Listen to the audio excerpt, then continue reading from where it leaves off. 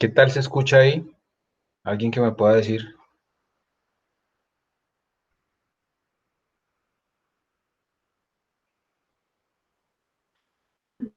Se escucha bien, se escucha nítido.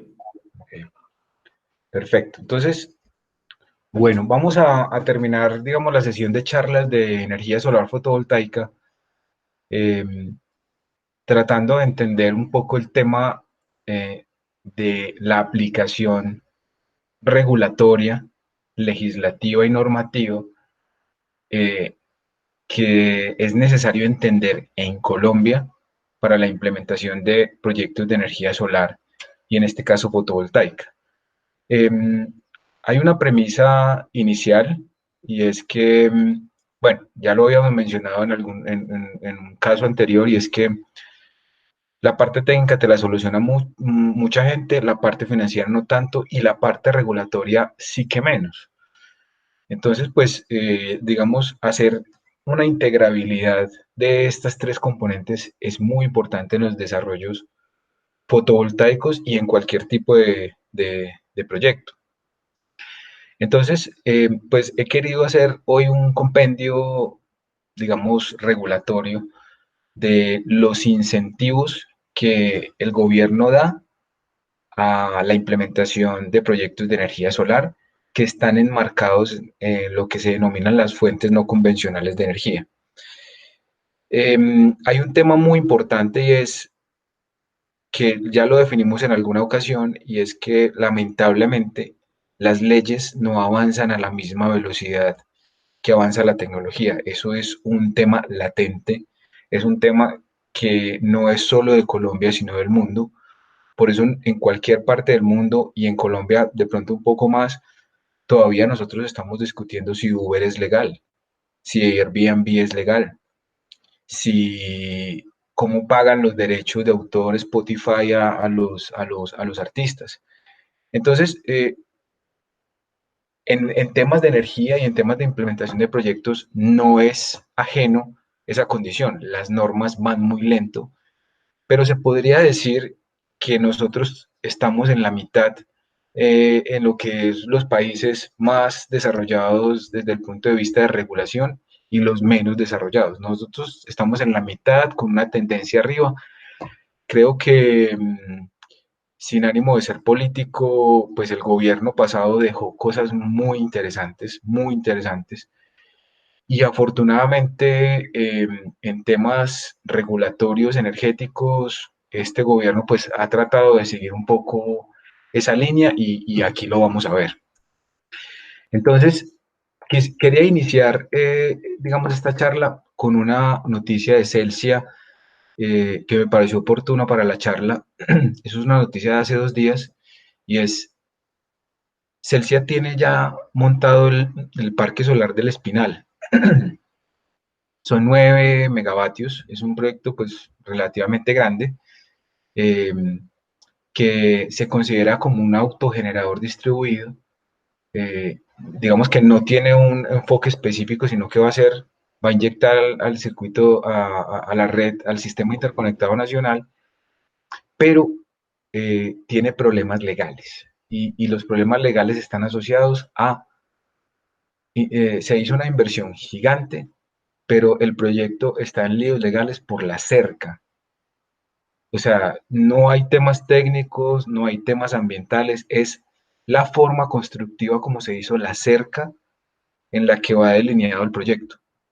Y la cantidad de árboles que ellos se obligaron a plantar por dejar la misma huella que está ubicando el parque. Entonces, pues el comunicado lo que hace es salir a desmentir algunas noticias, pues ya digamos que todavía no ha sido notificado por el Consejo de Estado la demanda, pero eh, este es un proyecto que tiene fecha de entrada, mmm, junio de este año, no va a poder entrar porque por ahora tiene que solucionar los temas legales y basados en la forma constructiva como se hizo la cerca. O sea, podría parecer como ridículo un poco que un proyecto que es netamente energético fotovoltaico está incumpliendo temas normativos y regulatorios solo por la cerca.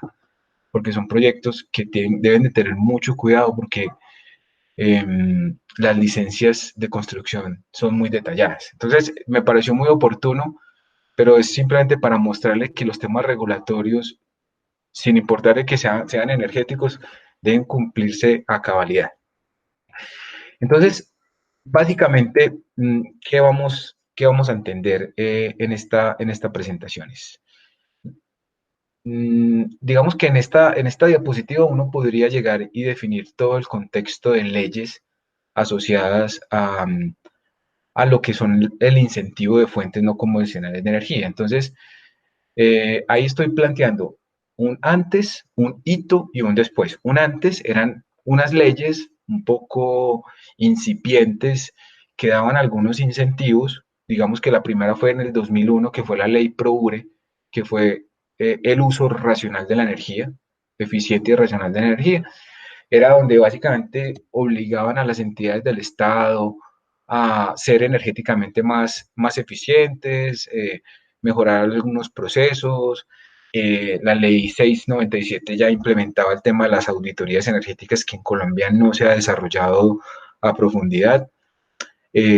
Posteriormente llegó en el 2013, se dio la ley 1665, que fue la ley que se llamó la IRENA, que fue prácticamente una copia del estatuto de la Agencia Internacional de Energías Renovables, es donde ya se empezaban a generar algunos protocolos para la implementación e incentivo de las fuentes renovables, o en ese momento se llamaba energías renovables. Y digamos que también como antecedente, también se conocía como la CIURE, que era la Comisión para el Uso Racional y Eficiente de la Energía No Convencional. En el 2014, el gobierno saca la ley 1715, que es, digamos que la ley más famosa, la que ustedes van a escuchar de aquí en adelante, eh, y que hace referencia a el uso e incentivo de fuentes no convencionales de energía. Ahorita les voy a definir para la ley qué es una fuente no convencional de energía. Uno se puede llevar algunas sorpresas en cómo se define, pero básicamente está definido.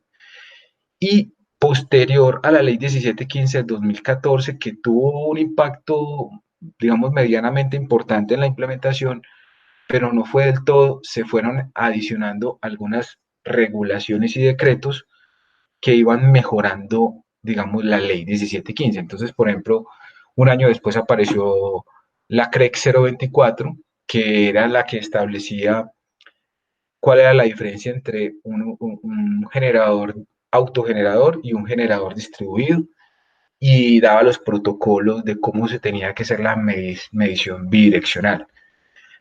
Posteriormente salió la resolución 281 de la UME, que daba como un megavatio la designación de lo que era una planta a menor escala o una planta a mayor escala. Entonces, varios hitos se tienen que empezar a definir, y es, yo defino los proyectos, en este caso de fuentes no convencionales de energía, de acuerdo a la potencia. Y aquí el concepto más importante es que la potencia depende de los datos de placa del equipo. Si es un proyecto fotovoltaico, son los datos de placa de los inversores o del inversor centralizado, en caso tal de que sea. Aquí no se va a enfocar el tema de cuánta energía voy a generar, sino que hace referencia a los datos de placa. Posteriormente salió la reglamentación 1543, que reglamentaba el Fondo de Energías No Convencionales y el uso eficiente de la energía. Y aquí podemos empezar a dar el primer concepto. La ley 1715 no está o no se hizo solamente para fuentes no convencionales de energía. Ahora lo vamos a ver más adelante, pero tiene dos componentes muy importantes, que son las fuentes no convencionales de energía y la eficiencia energética, que es algo pues que es otro tema aparte, pero digamos que hace referencia. 1 año después de eso salió la CREC y estableció la CREC 015, es decir, le fue adicionando elementos a la ley 1715 que empezaban a mejorar un poco, digamos, los incentivos. Y entonces en la CREC 015 dijo que todos los autogeneradores deben de tener contrato de respaldo y estableció la metodología para hacer cómo se calcula el cargo de respaldo de acuerdo a la capacidad de la red. Eso aplicaba para autogeneradores y generadores distribuidos, que ahorita vamos a ver cuál es la diferencia. Y en el 2018 también salió, pues que a mi parecer creo que es la más importante, que es la CREC 030, que es la que establece los protocolos de conexión y venta de excedentes, ya sea de autogeneradores de pequeña escala o de conexión de autogeneradores distribuidos. En mi opinión, creo que esa fue la que generó el boom y fue la que empezó a incentivar las fuentes no convencionales de energía y en este caso pues las energías, la energía fotovoltaica.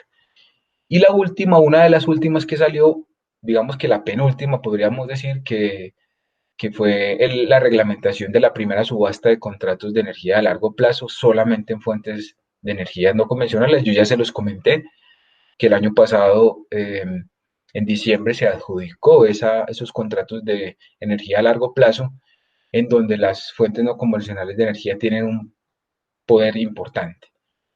Y digamos, finalmente, como reglamentación, la ley de financiamiento bueno, la reforma tributaria del año pasado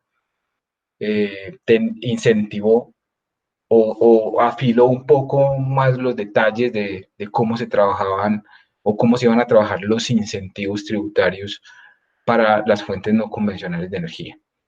Entonces, básicamente lo que uno puede ver ahí es que hay una ley y después de esa ley vienen unas resoluciones que complementan esas mismas resoluciones. Inclusive, dentro de esos cambios aparece, por ejemplo, el FENOGE, que es el fondo que regula qué es lo que se hace con el dinero de las transferencias de energía y a dónde van a parar esos dineros, que el porcentaje más grande está en lo que se conoce como el FATNE, que es el fondo que controla todas las transacciones de las zonas no interconectadas. Y básicamente, digamos, algo muy importante es que, por ejemplo, en el capítulo 10 de la CREC 015 se establece la obligación a contrato de respaldo de autogeneradores de 1 kilovatio. Eso básicamente lo que define es que ningún productor marginal de energía dentro del mercado colombiano puede funcionar como isla, a no ser de que se encuentre en una zona no interconectada o una zona aislada. La diferencia entre las dos zonas es zonas no interconectadas, es que el sistema de distribución nacional no llega hasta allá.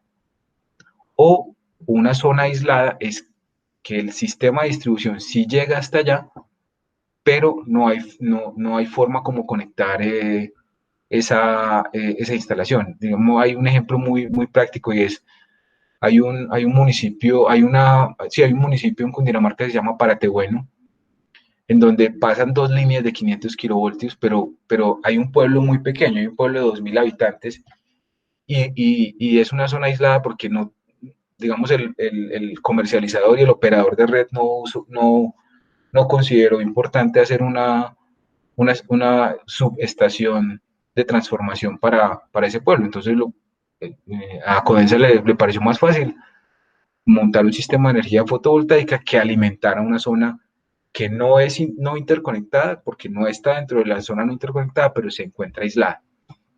Entonces, ese tema. Y la ley de financiamiento, como les decía, que trajo unos beneficios muy importantes. Entonces,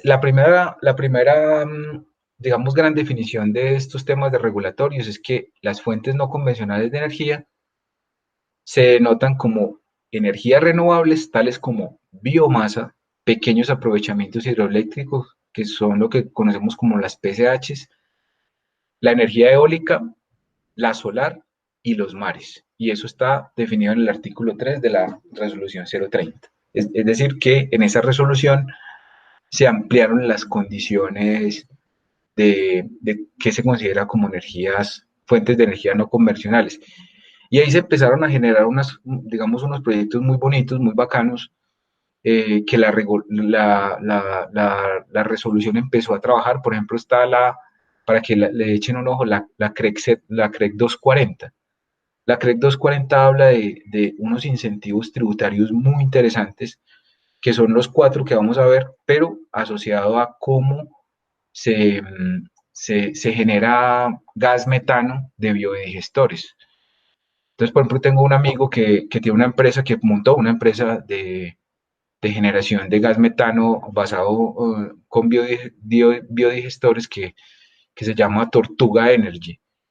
Entonces, ¿él qué hace? Él se va recorriendo todas las granjas avícolas del país y proponiéndole un negocio al operador de la planta y le tocó, vamos a aprender cuál es la diferencia entre las gallinas ponedoras y las gallinas de engorde. Entonces, establecía, por ejemplo, que las gallinas de engorde generaban más digamos, procesos para que los biodigestores empezaran a generar más gas metano. Y a partir de eso, energéticamente se empezó a crear una línea de mercado. Al final de esta charla, lo que quise fue terminar como cuáles son las oportunidades de mercado que todo este tema regulatorio y normativo ha empezado a implementar digamos, en nuestras áreas. Entonces, digamos aquí, básicamente cuando hablamos de generadores distribuidos, estamos hablando de tres hitos. Entonces estamos hablando a estos generadores que, de acuerdo a su potencia instalada, tienen unas condiciones dentro del mercado. Entonces, si yo tengo una planta que es menor a 10 megavatios, esa planta no tiene acceso al despacho central, es decir, que se puede considerar como un autogenerador distribuido. Y hay un tema bien importante de explicar y es que un autogenerador distribuido es aquel que tiene una potencia menor a 10 megavatios, pero que consume inicialmente su propia energía y los excedentes los exporta. Y de acuerdo a esa cantidad de excedentes con respecto al consumo, el comercializador va a hacer unos pagos en créditos energéticos. Ahora lo vamos a ver más detallado. Pero digamos, estas plantas menores eh, se consideran menores de acuerdo a 10 megavatios, no reciben cargo de confiabilidad, que eso pues para una planta pues es una pérdida importante, pero digamos que lo que se puede establecer es hacer acuerdos de comercialización con empresas. Eso creo que es el mayor negocio que pueden hacer las plantas menores. Después está las que están entre 10 y 20 megavatios. Estas sí reciben cargo por confiabilidad y ellas sí pueden estar disponibles al despacho central del sistema. Ese tema también es muy importante porque también hay unos créditos que generan esas plantas. Y finalmente las que son mayores de 20 megavatios, que reciben cargo por confiabilidad y son despachadas y hacen parte del sistema interconectado nacional. Esas son las tres diferencias. Ahora, la ley 1715, que es la más importante que vamos a ver. Entonces, está enfocado en dos: fuentes no convencionales de energía y gestión eficiente de la energía. Entonces, casi siempre entendemos cuáles son los beneficios tributarios de las fuentes no convencionales de energía, pero por ejemplo, en el tema de gestión eficiente de la energía, se generaron algunos conceptos muy importantes, por ejemplo, el tema de demanda desconectable verificable. Seguramente ustedes habrán escuchado algo sobre el particular y es que hay unas empresas en el mercado que, vamos a hacer un ejemplo, le tocan las puertas a un centro comercial y le dicen, mire, usted en el centro comercial tiene 5 plantas y hay unas plantas que son de zonas comunes y hay unas plantas que son de, de, de uso de los locales. Entonces, este operador le dice al centro comercial, venga, déjeme inscribir esas plantas de generación, dicen, como demanda desconectable y verificable. Y yo las controlo. Yo, de acuerdo a las estimaciones hidrológicas, yo mando a prender esas plantas y toda la energía que usted antes iba a consumir del sistema, ahora la va a consumir internamente desde sus plantas. Yo le hago mantenimiento, yo le pago el combustible y lo único que yo hago es le doy unos chavitos adicionales por prender esas plantas. No se preocupe que yo le opero la planta. Entonces, ¿eso qué está haciendo? Eso lo que está haciendo es quitarle potencia al sistema de distribución general para facilitar unos temas de mantenimientos o temas complejos de hidrología. Es mucho más fácil por eficiencia energética prender plantas de un centro comercial y no prender, digamos, termopaipa. Entonces, esa demanda desconectable y verificable que ya está en uso y que hay muchos agentes en el mercado que la están operando, hace parte de la ley 1715 y entra dentro de los capítulos de eficiencia energética. O sea que es muy grande, tiene muchos puntos que se pueden abarcar. ¿Qué beneficios tributarios tiene la 1715? Entonces, tiene primero la deducción especial del impuesto sobre la renta. En la versión inicial de la 1715 decía que una persona que hiciera una inversión de un proyecto de fuente no convencional de energía tenía 5 años para deducir el 50% de la renta de acuerdo a la inversión realizada. Eso era una ganancia muy importante, pero tenía un problema y era que empresas extranjeras que venían al país a hacer inversiones no podían causar esa renta. ¿Por qué? Porque son empresas nuevas y uno sabe que la renta la causa un año posterior. Entonces, en la ley de financiamiento del año pasado, el gobierno pasó de 5 años a 15 años. Es decir, que eso lo que hizo fue un boom de empresas extranjeras que vino al país porque ya tienen 15 años para hacer deducción de renta. Eso claramente favorece a las empresas extranjeras. Eh, hay otro beneficio tributario que es la exclusión del IVA en la adquisición de bienes y servicios. Y en la adquisición de bienes y servicios está la consultoría, está el suministro de muchos de los elementos como módulos fotovoltaicos, inversores, microinversores, baterías. Y anteriormente en la ley 1715 lo que había que hacer era un trámite burocrático que se hacía ante la ANLA para establecer que mi proyecto hacía parte de una fuente no convencional de energía. Eso se volvió pues un foco de corrupción ahí. Cobraban mucho dinero por hacer esos trámites.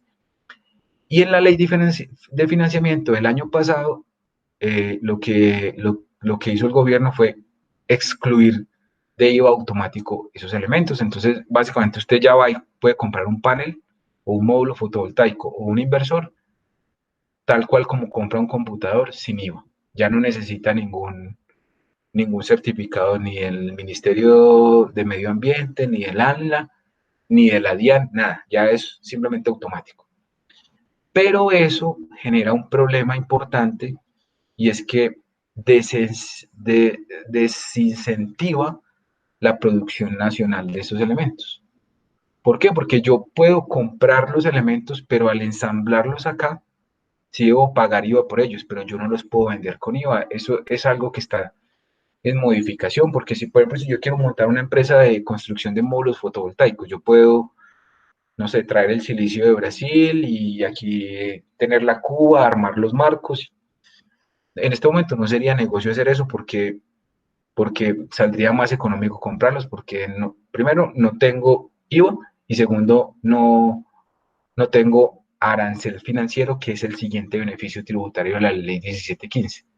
Ningún elemento que yo importe de fuente no convencional de energía paga arancel, es libre de arancel. Entonces, pues prácticamente puede entrar por su casa, digamos como Pedro por su casa, cumpliendo con algunos requerimientos reglamentarios. Sí, exacto, eso es lo que les iba a decir de eso. Ahora, aquí hay una tabla que define cuáles son las resoluciones, leyes y decretos dependiendo de en qué lado usted esté. Entonces, ¿cuáles son los lados? Generación distribuida. Ya les dije que la generación distribuida es yo monto una planta solar en algún sitio y se la inyecto al sistema. Autogenerador distribuido es que parte de esa generación yo la consumo. La siguiente columna es autogeneradora a pequeña escala, que ya saben cuáles son los límites de potencia, entonces ahí hay unas leyes, resoluciones y decretos que le aplican para que la revisen con detalle. En algunas, si se dan cuenta, por ejemplo, la ley 1715 está en todas, o sea, no importa si usted es distribuido, si es pequeña escala o si es gran escala, le aplica la 1715. Y hay unas resoluciones particulares que le aplican a cada tipo de proyecto. Por ejemplo, está la 038. La resolución 038 es la que regula las actividades de autogeneración en zonas no interconectadas. Está, por ejemplo, la CREC 091 y es la que establece las metodologías para remunerar esas actividades de generación, distribución y comercialización, ya sean en zonas no interconectadas o zonas aisladas. Entonces, dependiendo de cuál sea mi proyecto, le aplica unas resoluciones y unas normas. Ese sería pues como un resumen de cómo se podría implementar. Un tema importante y es que la autogeneración no paga contribución por solidaridad. Eso es un mensaje súper poderoso y al mismo tiempo súper complicado que nos da el Estado.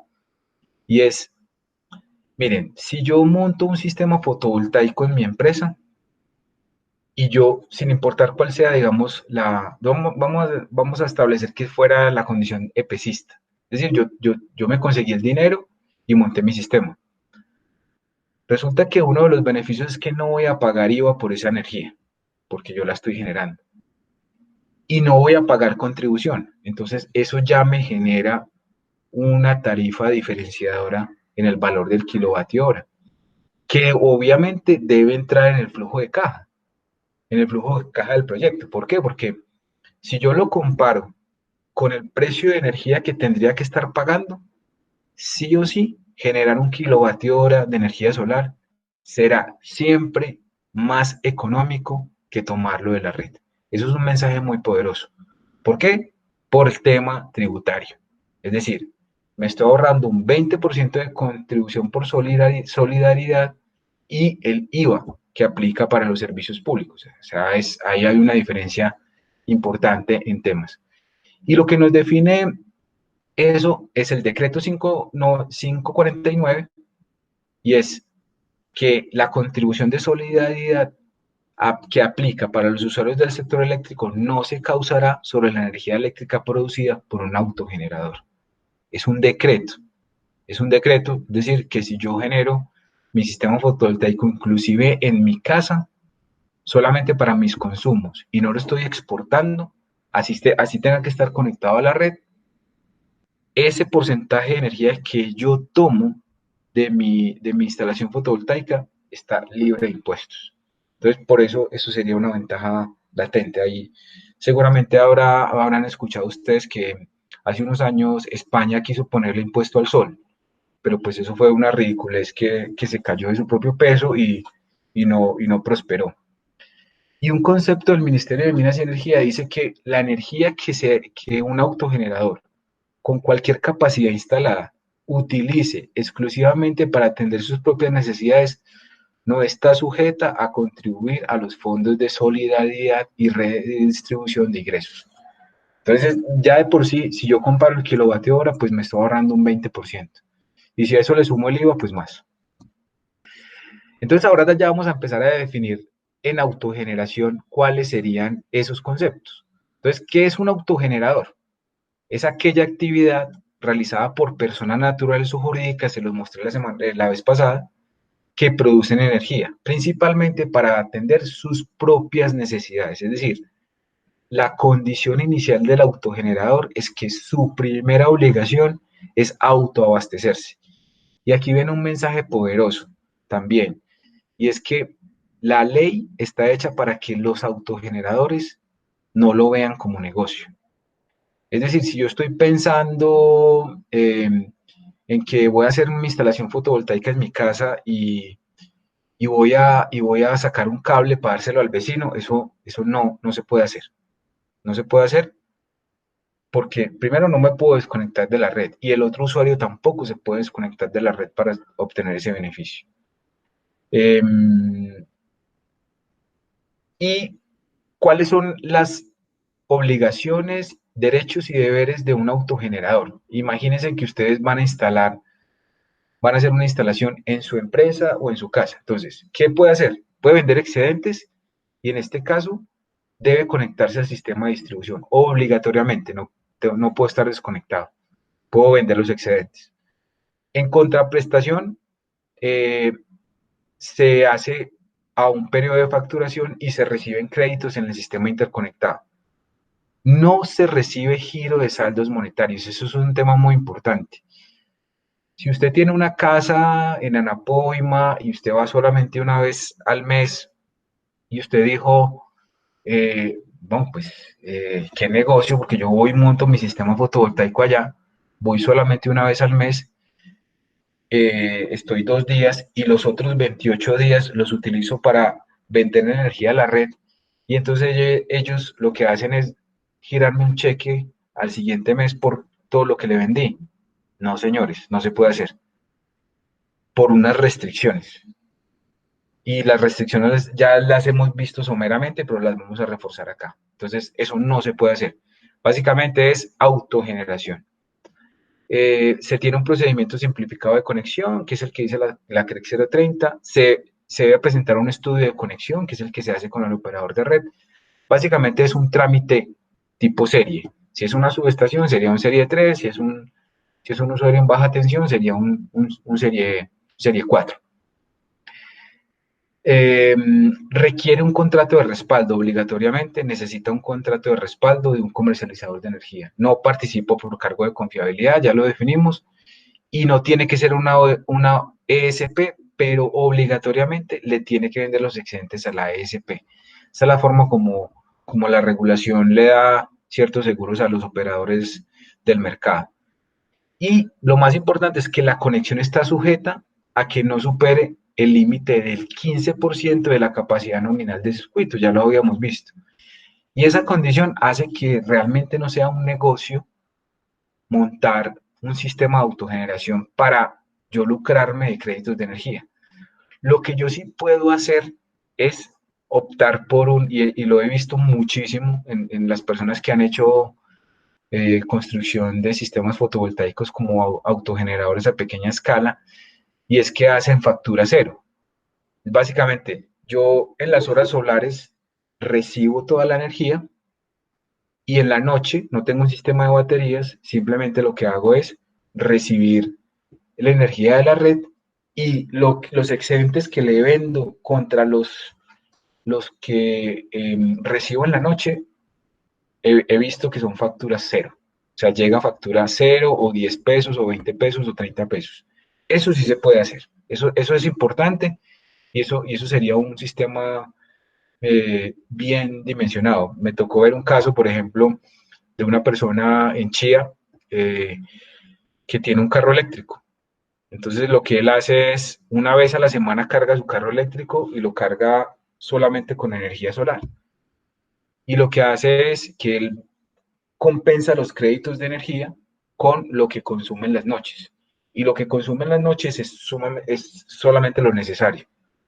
Entonces, él se puede decir que carga su carro eléctrico gratis, porque lo está haciendo con los intercambios, digamos, no monetarios, pero sí de créditos energéticos con el comercializador de energía. Requisitos de conexión, sencillo. Disponibilidad del sistema es el 15%. Presentar una solicitud de conexión en caso tal de que sea mayor a 100 kilovatios. Recuerden que yo puedo ser autogenerador distribuido eh, de acuerdo a la potencia, y habíamos establecido que era de 1 mega, ¿cierto? Pero si yo tengo una instalación de menos de 100 kilovatios, no requiero estudio de conexión, es un tema simplificado. Y aquí viene un tema importante que lo vamos a ver al final, y es que aquí se abre una brecha de mercado muy importante y son los estudios de conexión. Aquí las empresas de ingeniería especializadas, eh, que digamos conocemos de cómo se hacen los flujos de potencia, los estudios de calidad de energía, entran a jugar un papel importante en la determinación de sus proyectos de más de 100 kilovatios, porque es una obligación tener los estudios de conexión. ¿Y qué son los estudios de conexión? Coordinación de protecciones, coordinación de aislamiento, calidad de potencia, cómo se comporta el sistema ante sacks, swells, flickers, todo eso. Eso nosotros lo hacemos en la empresa. Eh, qué más se puede tener ahí en cuenta? Si desea vender excedentes, debe tener un medidor bidireccional, cumplir con el código de medida, tener un procedimiento simplificado si es menor a 100 kilovatios. Y un tema importante es que la vigencia de la conexión es de 6 meses después de aprobada. Si yo no hago uso de esa conexión, me toca esperar como una pequeña multa, 7 meses para presentar una nueva solicitud. Y en esos 7 meses puede ser que otra persona me ocupe el 15% de lo que hablábamos como restricción de la red. Aquí, digamos, como temas de requisitos también, nosotros lo podríamos mencionar que un autogenerador debe mirar esto como con 3 escenarios. Primero, autosuficiencia energética. Segundo, entrega de excedentes. Y tercero, pues que me parece a mí que podría ser muy interesante, que es factura cero. Es conocer cuál es su autosuficiencia, cuáles son la entrega de excedentes y cómo yo puedo hacer para lograr una factura cero. Los periodos de facturación se hacen mes a mes. Y ojo, yo no puedo utilizar la red como un elemento que almacena energía. Los créditos de energía se resetean cada mes. ¿Eso qué significa? Que lo que yo vendí como excedente a la red se me va a cruzar con lo que consumí mes a mes. Es decir, yo no puedo llegar y decir, voy a acumular toda la energía y entonces a final de año Codensa me da un cheque. No. Precisamente por eso les decía que el negocio de montar paneles solares en Anapoima, en una casa de verano en la que uno irá una vez al mes y sin mucho, no es negocio porque yo no puedo vender los créditos de energías mes a mes porque cada mes se me resetean. Eso no aplica para zonas no interconectadas. En zonas no interconectadas, el operador de red o el comercializador de energía más bien, sí me entrega créditos monetarios, es decir, él sí me entrega un cheque si yo le vendo excedentes de energía a la red, pero es por un tema de incentivo. Y un tema importante es que yo soy un autogenerador pequeño y yo creo que, yo pienso inicialmente que es que estoy entrando al club de las ESPs, porque estoy vendiendo energía. No, a ese club solamente son las ESPs. Y como cuando uno va invitado a un club, si uno hace algo malo, lo echan. Entonces el operador de red puede llegar y decirle, mira, sí, yo sé que yo te autoricé 10 kilovatios para tu casa, yo sé lo estás haciendo bien, pero no sé, el mes pasado tosiste y generaste por ahí un flicker y no, chao, me voy, te dejo. Eso es una potestad que tiene la CREC 030 de que los operadores de red pueden echar de ese club a cualquier usuario que entre. Entonces, por eso hay que tener mucho cuidado y hay que asesorarse muy bien porque he visto unos casos muy particulares en donde simplemente te dicen eso, no, me generó un flicker y eso, o simplemente un día yo hice un corte para un mantenimiento y resulta que tu inversor no se desconectó. Entonces, eso es grave para mí, chao, te vas y te deja con la instalación montada. Ese tema es complicado, pero pues digamos que hay que asesorarse bien ante el operador de red. Dentro de la comercialización de excedentes, se vende a un comercializador con destino al mercado regulado y el precio del acuerdo está relacionado con créditos, con la cantidad de créditos o la comparación que yo hago entre lo que consumo y lo que entrego. Ahorita vamos a ver una diferencia entre esas dos. Y puede vender a un generador o comercializador con destino al mercado no regulado, precio pactado libremente. O sea, ahí ya soy libre de pactar un precio siempre y cuando se lo venda a un generador. Y otro tema de comercialización importante en los autogeneradores distribuidos es que puede vender a un distribuidor que tenga comercializador. Y estos pueden estar obligados a recibir excedentes de acuerdo a lo que dice la CREC. Entonces, ¿cómo se comporta eso? Es básicamente mire, vamos a suponer que usted es un autogenerador a pequeña escala, y ese autogenerador a pequeña escala es menor a 100 kilovatios. Entonces, si los excedentes que yo entrego son menores a lo que yo consumo en mi instalación, el comercializador cobra al autogenerador de pequeña escala el costo de comercialización que corresponda a la fórmula vigente.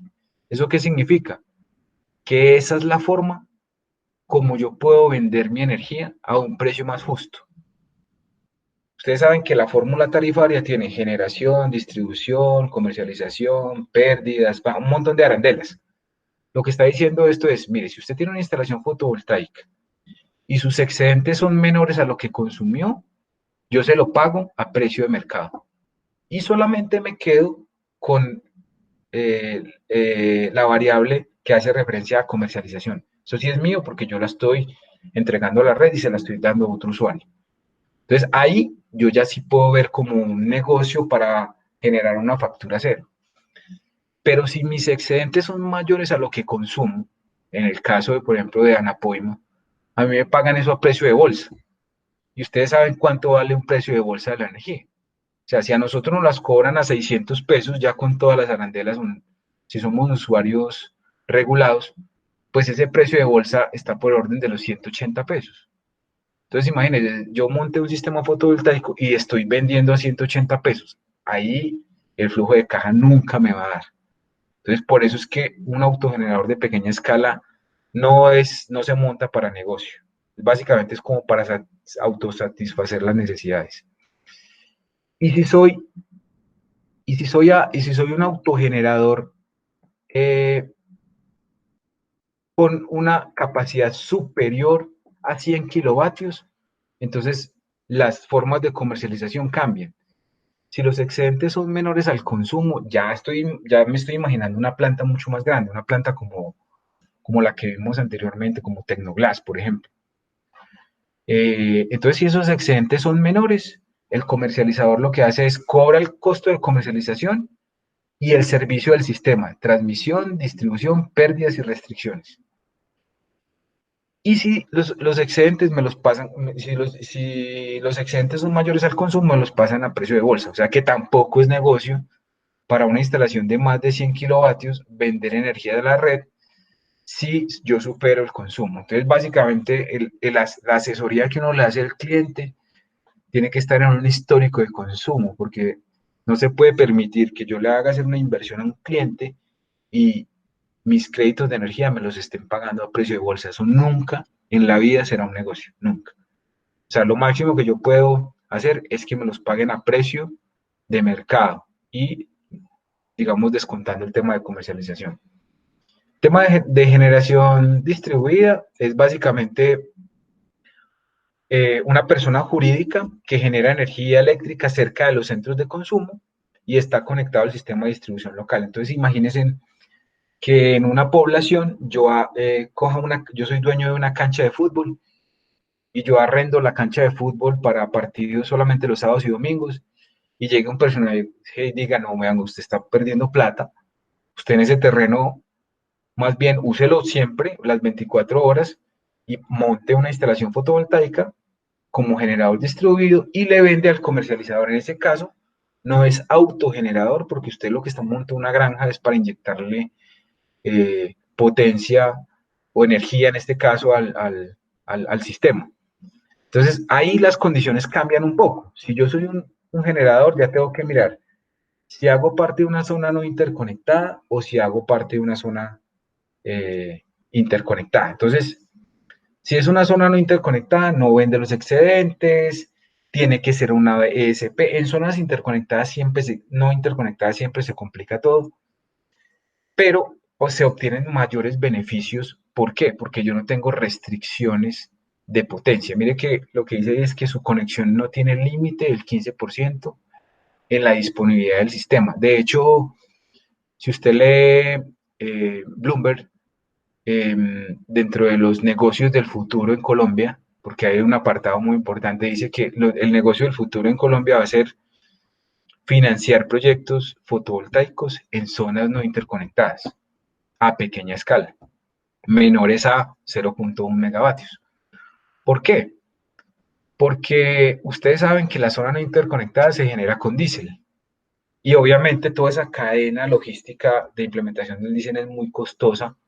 Un kilovatio hora en una zona no interconectada sale a casi a 1.100 pesos. Pero usted no le puede cobrar 1.100 pesos a la persona que vive en el Amazonas. No lo puede hacer. Entonces lo que hace es el gobierno subsidia el resto de energía para el precio, subsidia el precio de energía para que a esa persona le quede el kilovatio hora 400. ¿De dónde sale ese dinero? Precisamente sale del FATNE, de todas las transacciones financieras que se hacen en el mercado regulado y no regulado que entran a financiar esas zonas no interconectadas. Entonces, por eso Bloomberg dice que uno de los proyectos más interesantes para implementar en Colombia está asociado a implementar sistemas menores de 100 kilovatios en zonas no interconectadas, porque ahí lo que yo estoy haciendo es vendiéndole al operador de esa red de distribución. Y un kilovatio hora comparado con un kilovatio hora generado por una planta diésel, pues tendrá toda la diferencia del mundo. Entonces, ese es un negocio muy interesante para mirar y esto no aplica para las zonas especiales. Aquí en Colombia hay dos zonas especiales, que es San Andrés y Providencia, y la otra creo que es Tumaco. Creo que es Tumaco, ellos tienen otras reglas y ahí prácticamente ellos son dueños, amos y señores del mercado. O sea, ahí no se puede entrar, ahí es muy difícil realizar esa conexión. Si soy un autogenerador de una potencia mayor a potencia igual o menor a un mega, tiene otras contraprestaciones, tiene otras ventajas. Aquí ya no tendrá que ser ESP, ya tiene unas condiciones importantes, pero ya ahí sí tiene que hablar con el sistema de distribución de la zona no interconectada. Aquí puede ser una isla, no como pasa en el sistema interconectado, que ningún inversor se puede conectar como isla. Y finalmente, ¿qué pasa si es una potencia superior a un mega? Entonces, si es una potencia superior a un mega en una zona no interconectada, vende los excedentes, tiene contraprestación de facturación y recibe saldos monetarios. Entonces, ahí yo ya sí monto saldos monetarios. Digamos, este es el caso de la planta que les mostré de Inívida, de Gensa. Eh, O sea, el ahorro que va a tener Gensa en Inívida va a recuperar la inversión en menos de 5 años, porque ya tiene el sistema de distribución montado, ya tiene todo el tema de medida montado, y ya lo único que va a hacer es un cambio de plantas eh, diésel por un sistema fotovoltaico. Entonces, ahí es donde realmente van a estar los negocios, solo que ya Gensa ya hace parte de un club aparte, ya es una ESP. Entonces, montar una ESP a futuro también puede ser una buena modalidad de negocio.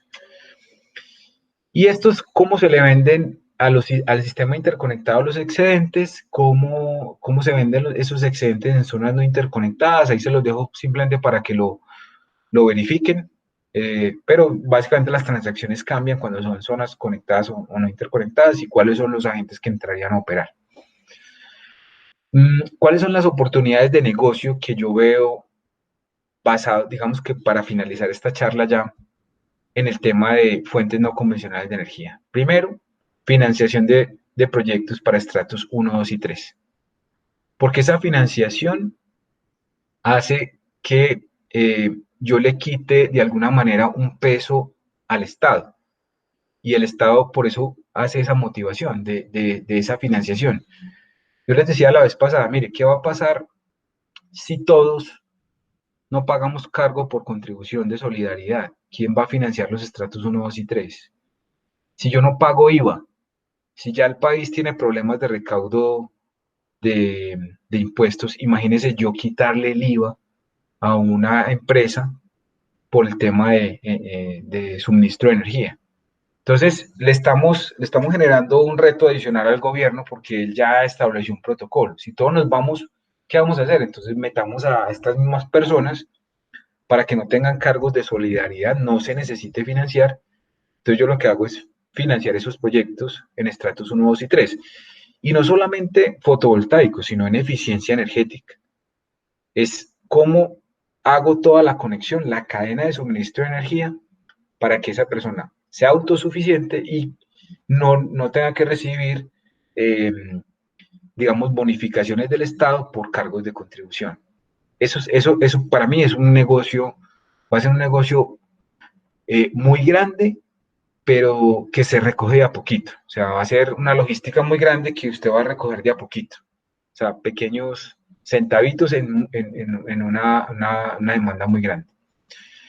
Lo otro es la implementación de proyectos, como lo vimos la vez pasada, en el tema de PPAs, en el tema de PCs, es decir, propiedades de equipos, venta de energía. ¿Por qué? Porque los beneficios tributarios son muy grandes. Esto fue lo que vimos básicamente la vez pasada. Hay una oportunidad de negocio muy importante, siempre y cuando se escoja el mejor protocolo o la mejor dinámica para implementarlo. Este sería el tema de los beneficios tributarios que tiene el proveedor de la energía, en este caso la PPA. Un, digamos, algo que también se generó basado en la CREC 030 es que en este momento no todos los operadores tienen sistemas georreferenciados para implementación de la venta de excedentes de energía. Aquí se han empezado a crear empresas que empiezan a mapear todos los sistemas de distribución para venderle al operador de red todas esas condiciones para que puedan cumplir con lo que dice la regulación. La CREC 121, el artículo 10, dice que los operadores de red deben disponer de un sistema de información computacional para que un potencial autogenerador o generador distribuido pueda adelantar todo el trámite de conexión, pueda recibir notificaciones y requerimientos por medios electrónicos y pueda conocer el estado de su trámite en todo momento a través de la página web. Entonces, mire, por ejemplo, el mapa que yo les mostré la vez pasada, en donde yo puedo ver cada transformador, eso solamente está en Bogotá, en Medellín, en Barranquilla, en Cali y en Pereira. De resto, en este momento, el resto de comercializadores de energía y operadores de red no lo tienen y lo están montando. Entonces se generaron unas empresas que lo que hacen es hacer sistemas georreferenciados y en este momento hay déficit de esas empresas. Los estudios de conexión, lo que les decía ahora, yo para ser autogenerador o generador distribuido, dependiendo de la potencia, necesito generar un estudio de regulación. ¿Y qué es eso? Los análisis de regulación de tensión, los estudios de protecciones, cómo se comportan las pérdidas de energía, la calidad de potencia de acuerdo a la inyección que yo le voy a hacer a la red. Y esta oportunidad se crea para empresas de ingeniería especializada en el sector eléctrico que hacen esos estudios de conexión, que saben cómo presentárselos a los operadores de red y que pueden determinar cuál es la mejor forma de implementar el proyecto. Ese es otro modelo de negocio. Los medidores horarios y la telemedida. Esto sí que va a ser un tema de negocio importante porque hoy creo que es la deficiencia del mercado más grande. Conseguir un medidor bidireccional protocolizado es muy complejo y de hecho es parte de lo que más se demora uno en la implementación de CREC 030, es conseguirse el medidor calibrado. Entonces acá es eso. Y lo que les hablaba en una charla anterior, la cantidad de información que pueden sacar estos medidores le va a servir a mucha gente. Es decir, o sea, aquí va a haber un tema de, creo que alguien que se meta en Big Data, yo quisiera hacerlo algún día, de toda esta información va a tener información muy valiosa de los consumidores, no solamente de energía, sino de productos. Es lo que básicamente hacen las empresas. Por ejemplo, en Estados Unidos, si algún día tienen la oportunidad de pasar un tiempo allá, Uno puede irse a hacer, bueno, esto es un paréntesis ahí que hago, uno puede irse a hacerse un examen de ADN y ese examen de ADN a uno le dice absolutamente todo. Uno le dice, mire, usted es una persona que le gusta mucho el café, usted está propenso a la diabetes tipo B, usted va a tener problemas de reumatismo. ¿Por qué? Porque le analizan todo el código genético de todas esas cosas. ¿Ustedes qué creen que hacen esas empresas con esa información? Pues se la venden a las farmacéuticas para caracterizar a las personas de cuáles medicamentos va a necesitar en el futuro. Y en mi teoría es lo que yo creo que, por ejemplo, hace Rappi. O sea, si ustedes analizan los datos financieros de Rappi durante los últimos 5 años, todos son de pérdidas. Todos, absolutamente todos. Yo no soy financiero, tampoco soy abogado, pero mi teoría es que lo que hace esa empresa es recolectar datos. Entonces, ellos lo que hacen es caracterizar personas para llegar y decir, mira, a esta persona le gusta tal hamburguesa y pide hamburguesa una vez cada 15 días. Entonces, cuando se va llegando la época, mandémosle un bannercito a ver si está interesado en una hamburguesa. Eso realmente de Big Data es lo que va a manejar la información del sector eléctrico también. Entonces, si yo puedo recolectar la información de lo que todos los electrodomésticos que tiene esta persona en la casa, eh, yo puedo llegar y decirle, mira, esta persona es usuario de Apple, esta persona es usuario de Hewlett Packard, esta persona tiene impresoras, tiene tal impresora, van a editar tales cartuchos, un montón de información que se puede sacar de los análisis espectrales de frecuencia que tienen estos medidores. Entonces ahí se va a generar un tema bien importante de negocios si se sabe caracterizar, obviamente. Modalidades de negocio es seguros, cumplimiento de eficiencia energética. O sea, yo le pongo en los contratos de compra de energía a largo plazo un tema de desempeño del proyecto y le pongo una cláusula. Y le digo, usted me asegura que el máximo factor de planta anual va a ser del 2%. Es decir, que si pasan 10 años, lo máximo que yo le puedo determinar a usted es que el factor de planta fue del 20% y estoy causando la mínima cantidad de energía porque eso obviamente yo no lo puedo controlar. Pero yo puedo ponerle una cláusula que en ese desempeño del proyecto, él al año 10 me cambie los módulos fotovoltaicos, dependiendo de cuál sea el proyecto. Y eso, la única forma de establecerlo es en un seguro. Entonces, ahorita hay muy pocas aseguradoras que están haciendo eso. Para hacer eso necesitan un asesor energético que les diga cómo interpretar el factor de planta, por ejemplo, cada cuánto se tiene que cambiar un inversor, determinar si un panel, si un módulo monocristalino es más fino que un policristalino, es decir, asesores que van a empezar a generar nuevos elementos del mercado. Yo les decía, ahora el biogás, elementos adicionales, ahí está la regulación que permite la comercialización de biometano. Eh, y pues todo lo asociado, así como son gallinas, pueden ser cerdos y otros elementos. Entonces ahí se va a generar un tema adicional. La fabricación local, sí, cuando ya, digamos, la regulación empieza a tomar esa determinación. Esto fue una foto chistosa que hace un tiempo ahí en la 13 en Bogotá, los que conocen esa zona que es lleno de suministros eléctricos de Tomé. Panel solar, 60 vatios, supremamente artesanal, 150.000 pesos. Eh, cuando yo pueda hacer toda la cadena de restricción de IVA, seguramente voy a poder generar un precio competitivo de suministros. Vamos a llegar a eso en algún momento. En estos momentos no, pero sí, sí lo vamos a hacer.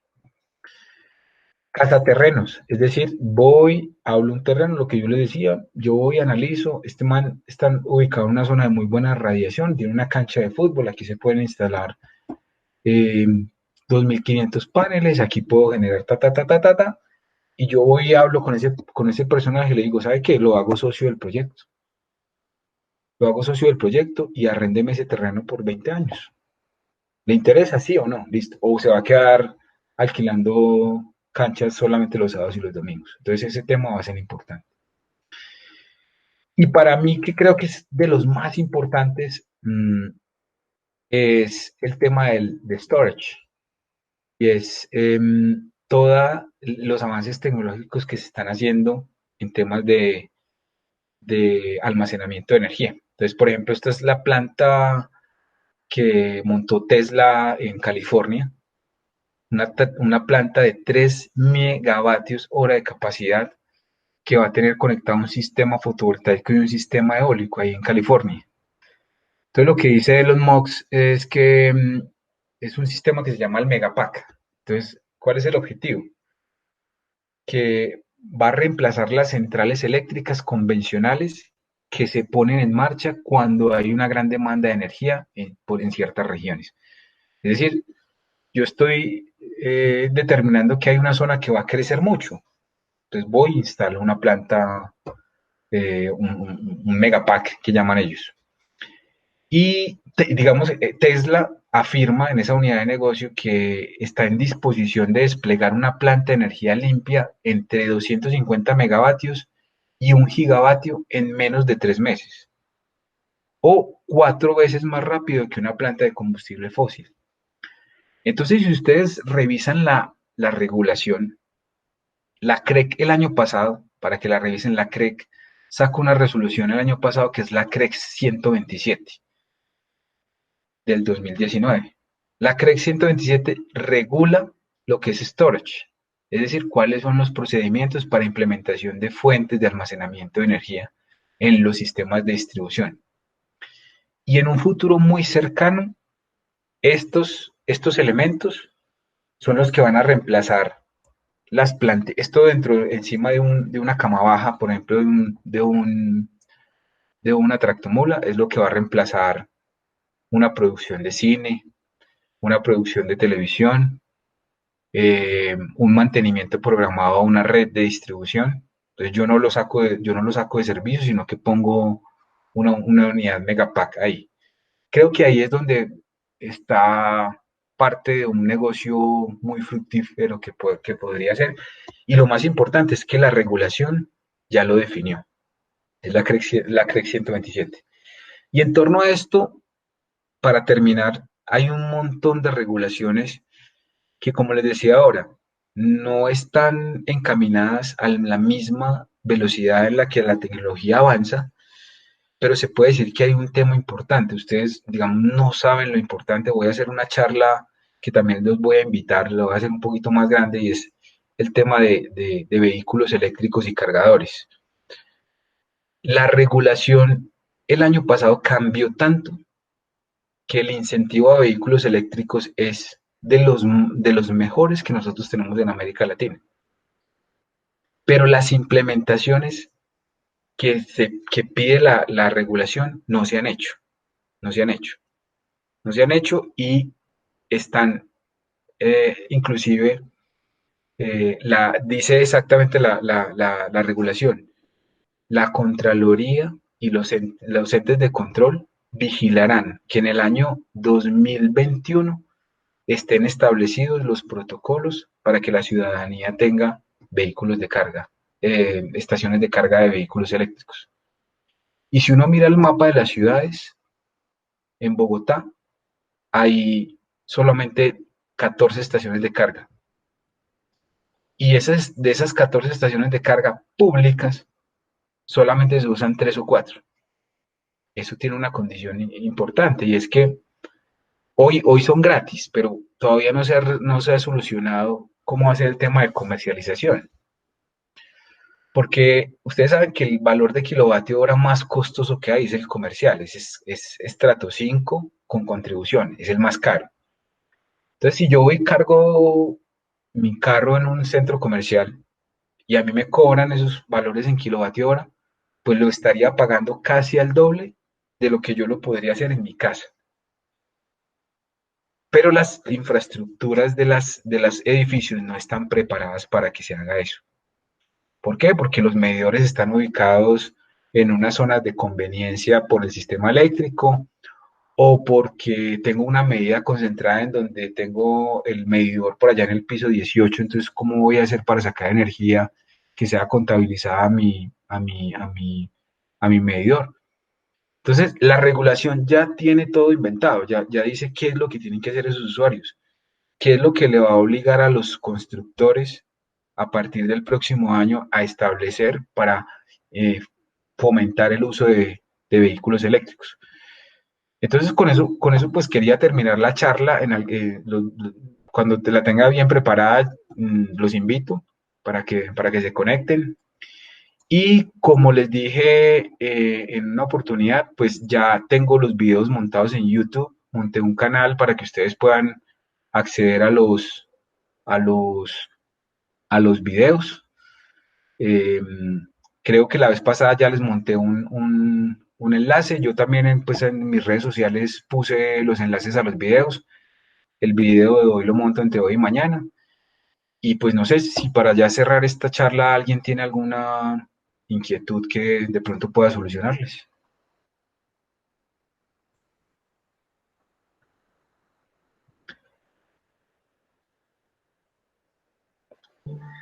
Luis, una pregunta. Sí, Eh, Cuando tú dijiste que el operador le podía a uno, digamos, porque se produjo un flicker o porque, digamos, el inversor funcionó mal y le puede decir a uno, bueno, te voy a dejar fuera de, digamos, de funcionamiento. Tú hablabas solamente respecto a la venta de los excedentes o el funcionamiento total del sistema fotovoltaico. no, te saca de todo el sistema, o sea, te saca del sistema de venta de excedentes. O sea, vos vas a poder seguir funcionando con tu sistema, pero solo como autogenerador. Autogenerador. Ok, Es decir, él te tumba la venta de excedentes. ok, ok. Ok. Gracias. Listo.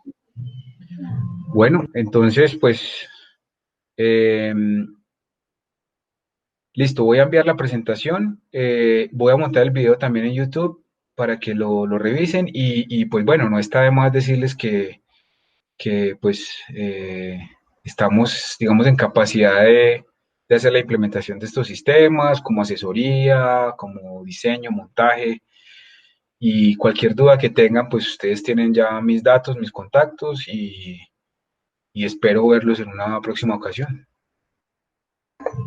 Muchísimas gracias, Luis. Bueno, con gusto.